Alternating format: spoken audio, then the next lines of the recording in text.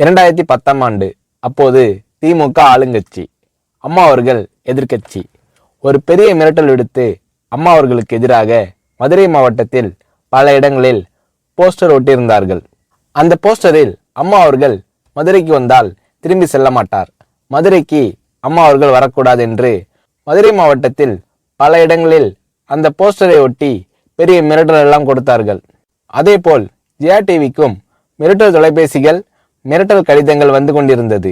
ஜெயா டிவியின் செய்தி பிரிவினர் இந்த மிரட்டல்களை பற்றியெல்லாம் தியாகத்தலைவி சின்னம்மா அவர்களிடம் சொல்லி அம்மா அவர்களின் கவனத்திற்கு கொண்டு சென்றார்கள்.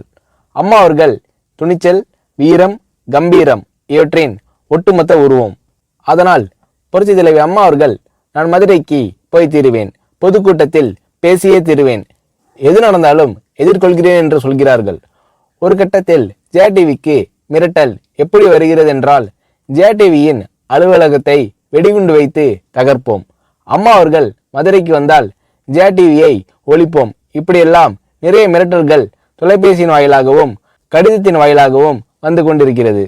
இந்த மிரட்டல்களை எல்லாம் கடந்து அம்மா அவர்கள் மதுரைக்கு சென்று பிரம்மாண்டமான பொதுக்கூட்டத்தில் லட்சக்கணக்கான மக்கள் மத்தியில் எழுச்சி உரையாற்றும் போது, ஒரு எதிர்க்கட்சியின் தலைவி என்ற முறையில் என்னை நீங்கள் மிரட்டுங்கள், ஒரு எதிர்க்கட்சியினை நான் நடத்துகிறேன் என்பதற்காக கழகத்தை மிரட்டுங்கள், ஜெயா டிவியை எதற்காக மிரட்டுகிறீர்கள், ஜெயா டிவியின் அலுவலகத்தை நீங்கள் தகர்ப்பீர்களா, ஜெயா டிவியை நீங்கள் ஒழித்து கட்டிவிடுவீர்களா, பார்க்கலாமா, ஜெயா டிவியை ஒழித்து கட்டிவிட்டால் என்னுடைய அரசியல் குரலை ஒழித்து விடலாம் என்று கனவு காணுகிறீர்களா?